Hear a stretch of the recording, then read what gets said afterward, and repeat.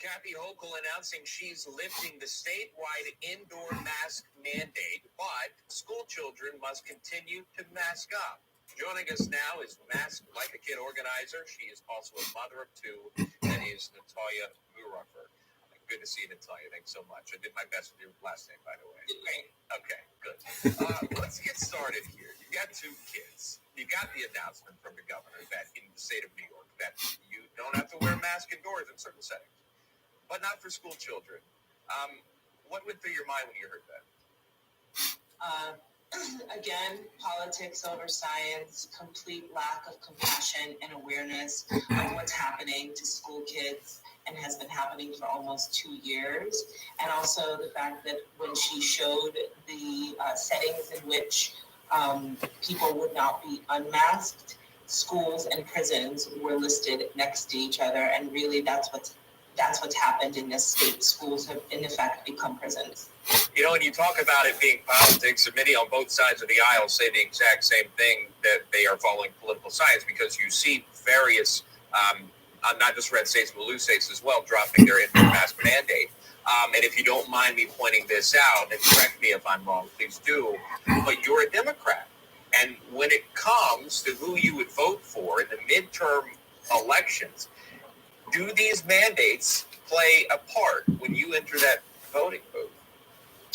Yes, and not just for me. I'm a Democrat. I voted for Biden. I'm a New Yorker. I'm a lifelong Democrat. I went to NYU and spent most of my college and graduate school years in the Village, probably as progressive as anybody can get.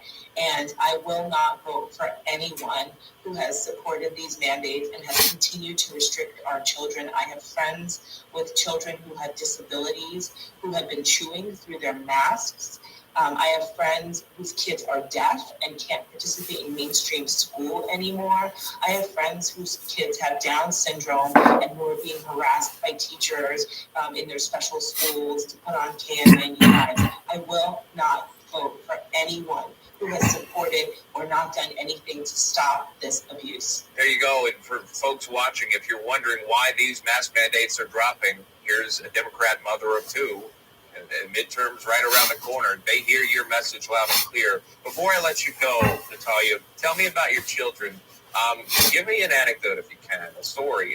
How is this really impacting them? They're bored. They're not seeing other people's faces. My 7-year-old said that she hasn't seen her classmates' faces since kindergarten. I think that just in terms of stimulation, when we look at other people's faces, we need to see the entire face. Otherwise, it just kind of gets a little bit boring. I mean, if you look at me right now in this interview and I talk to you like this, it's not the same as if you can see my entire face. Not as enjoyable, yeah. Not as enjoyable. So I think, my kids have been pretty lucky. I unmask them the minute they leave school, and we talk about the effects of masking, and I ask them about their feelings because I'm so tuned. But my kids are doing okay, but I can't imagine that this isn't going to have a lifetime effect on them. Before you go, I have to wrap you up, but do your kids recognize what we would call hypocrisy, where we see adults walking around without the mask, but yet they're wearing it for 8 hours a day? Do they recognize that? They do, and they have questions. They want to understand why everyone can crowd into a restaurant or a theater without a mask, but then they check their rights at the door when they walk into a school building. Why is the school, where they're supposed to be enjoying, growing, thriving, and learning, such a restrictive place? All right. Great conversation with you, and I thank you for coming on the program. I really do. Thank you for having me. Natalia Muruffer joining us now. Yeah. Thank you. It's a message. Coming up, the number of states rolling back their mask mandates is growing. We will speak to one state senator about whether the Democratic governor running his state will follow suit. Stay with us. More National Report after this break.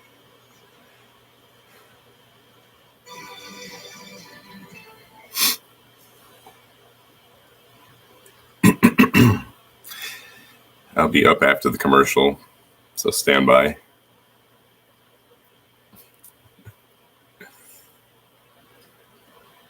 Thank you, Jen and Teresa. Bev.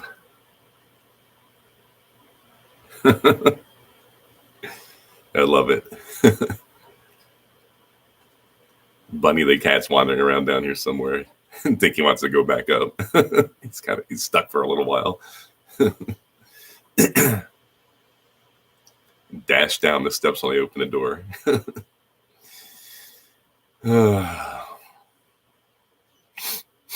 want to make sure we still have you. Yes, this is Doug Mastriano, Pennsylvania. Thank you, sir. Thank you.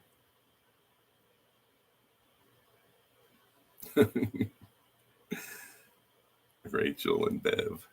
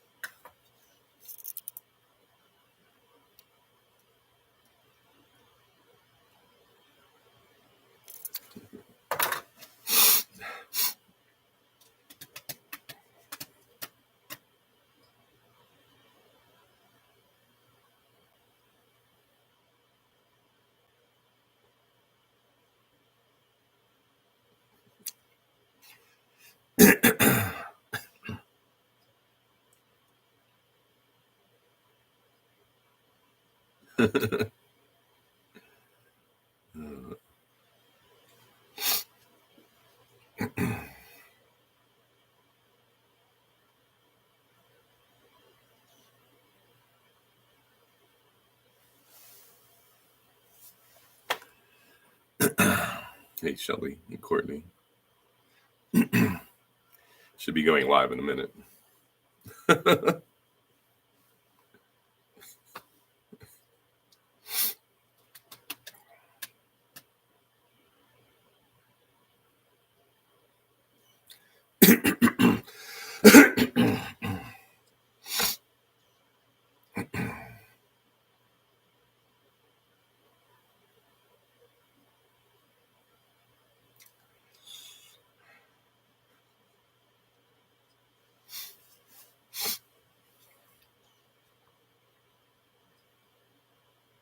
Wow. Eric Metaxas, that's great.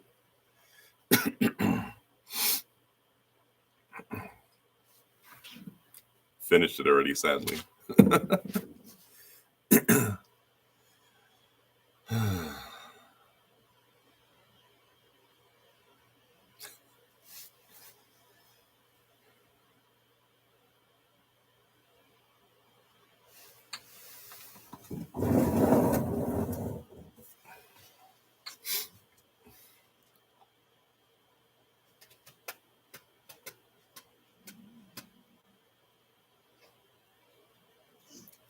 It's time for your Newsmax News Minute. I'm Amanda Briltanti. Closing arguments will begin today in the case of Sarah Palin versus the New York Times. Now, this stems from a 2017 editorial which linked one of her political ads to a mass shooting. The former Alaska governor says this editorial was a political attack and had serious effects on her career and personal life. Meanwhile, the Pentagon is facing renewed criticism from U.S. media outlets over a refusal to allow journalists to embed with U.S. forces outside Ukraine. Journalists with the Pentagon Press Association, National Press Club, and more are pushing the issue, arguing the large troop deployments and continued threats from Russia warrants the additional level of coverage. And a new program is testing out a modified Black Hawk helicopter, which has been specially equipped for autonomous flight. The now unmanned chopper was able to conduct 2 short test flights using simulated sensor data to test the range of capabilities. And we hope this technology will eventually be used to aid in rescue missions. Those are some of the stories we're following right now for breaking news for newsmax.com. Emma. Amanda, thank you. The number of states rolling back their mask mandates is growing. Nevada now joining the list of states not following the recommendations coming from the CDC and also the White House. Joining us now is Pennsylvania State Senator and Pennsylvania gubernatorial candidate Doug Mastriano. Doug, welcome back to National Report. Good to see you. You too, Emma. Thanks for having me on. You got it. All right. Tell us what's happening in the Commonwealth here. Do kids have to wear face masks? They still do. Some school districts have opted out, but the governor and the Democrats in charge of, well, anyway, Governor Wolf is a Democrat. They're still sticking with the old story. It's a bit ironic because, I don't know what to do when you have a segment of people that will sit in their car alone on a highway and have a mask. I'm tempted to start beeping my horn and say, hey, it's okay, it's your own air. But the people suffering the most have always been the students and special needs kids. This is the state where just 2 weeks ago, you cover that story where the teacher taped a mask to a toddler's face because the toddler was taking it off constantly. We had a hearing under oath with the Secretary of Education and the acting Secretary of Health. A very bad act, by the way. And I asked these basic questions. I don't play stump the chump. I was a colonel in the Army, and I just, directly, here's what I want to know. And I asked the acting Secretary of Health, how many deaths in Pennsylvania of any child 18 and under? And, every death is serious, but I need context. She didn't know. After a few minutes, a staffer said 15. Then I asked the Secretary of Education, how many kids do we have? He didn't know. It took him a while. He said 1.3 million. That's wrong. It's 1.7 million. So mathematically, we're going to oppress the kids and force them to have face coverings for 0.00008% of the population. It's just ridiculous. It's science denying. We need to follow the science. You notice the Democrats only follow the science when it advances their agenda. Well, what's interesting, you did the math there. We appreciate that. This is now a change that we are seeing. It all happened sort of this week where a lot of Democratic-run states are lifting these restrictions, Doug. And a lot of people are saying, what's with the timing behind that all, especially as we've seen some photos surfacing of Democratic politicians not following the mask mandate. What do you make of it? Yes, we saw former President Obama with his 60th birthday party with no mask at all. Very reckless, very dangerous, super spreader event. Governor Newsom, chilling out in restaurants and getting pictures next to sports figures. The mayor of Los Angeles. I held my breath. Yeah, Stacey Abrams down in Georgia. Bunch of hypocrites. The irony is every election year, the Democrats come out, it's about the children. No, it's not. They don't care about your children. Look how they treated them with the mask. Look at their stance on abortion. In the end, I call it control. It's about mass control or mass confusion. There's an obsession with controlling. We are coming up with an election cycle. The polls show that even a large number of Democrats now are against these science-denying policies. And so they have to make a hard decision. Do they want to control the populace, or do they want to actually do what's right for the people for a change? Yeah. The president still saying perhaps that decision is premature, saying it's a tough call. He's standing with the CDC. We'll wait and see if the White House comes at it with a different approach. In the meantime, they're sticking behind the idea to mask kids in school. State Senator Doug Mastriano joining us on the program. Thanks so much. We appreciate your time. Thank you, Emma. Have a great weekend. You too. Thanks so much. You just got to think too, just on that point, that the president isn't up for election this year. Everyone that's up for election or through these midterms are dropping these mask mandates. Case in point, the Democrat that we just had on just now said, I would vote for whomever drops these mandates. Point made. All right, I want to talk about the big game this weekend, Super Bowl Sunday coming up. Okay, I know I was talking fast. I probably shouldn't have, but I was trying to get as much in as I could. Thank you, Wilhelmina. That's a great name. Thank you. I think I had one of my great aunts was a Wilhelmina that came over from Sicily. Thank you, Norma. Thank you, Paula. Thank you, everybody, for waiting. I mean, it was supposed to be a 10:30 hit. I went live at 10:28 because there has been times when they actually had me on early. So it's kind of a mix. It just depends on how long the segments go.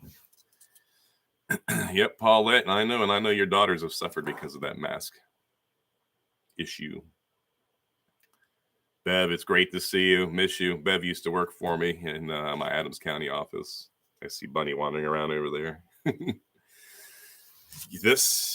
I have to use my iPhone for these interviews and not that, because this keeps on auto adjusting. So now it's going to make me real dim in a minute here.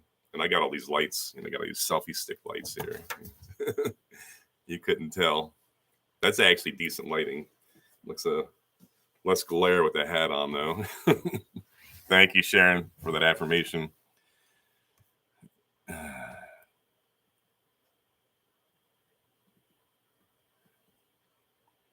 Thank you for your votes and support. I do have to run upstairs. So that's cool, Paulette. So Eric Metaxa. So he probably talked about, I spoke with Mr. Lindell this morning, and he'll be coming to Gettysburg next month. And I hope you guys can come out and join us. But I do have to run. Thank you, Jen. So many of our friends here, Teresa, Rebby and I are so thankful for all you guys, Rachel, Wanda. So as a public figure, I tend to keep more of a, I notice on my pages, I do less and less posting on my personal life. But we do have a rehearsal for a wedding in a couple minutes. I need to slide out of here. So you may have noticed now I have 2 personal pages. Apparently Facebook has brought back the page they shut down this past weekend. So what I'm going to do is I'm going to build this DV Mastriano private page. And at some point when I get a new computer, I'm using a computer that I bought in 2009 for my attendance at the War College. The thing is 13 years old. It's terrible. Definitely got my money's worth out of it. But when I get a new computer there, I'll probably use that one for my old Facebook page. And I don't know, and for the new one, my iPhone. But it was an interesting move by Facebook because, of course, it cut off my access to both my Senate page and my Doug Mastriano Fighting for Freedom page. And so it wouldn't draw a lot of attention. And they shut me down simply for sharing Rebby's weekly live prayer on the Pennsylvania Bikers for Freedom. Rebby does a weekly prayer devotional on that page. So it's kind of weird. It wasn't nothing about anything controversial posting. It just I shared too much the prayer live. Do have to go. Love you guys. Have a great weekend.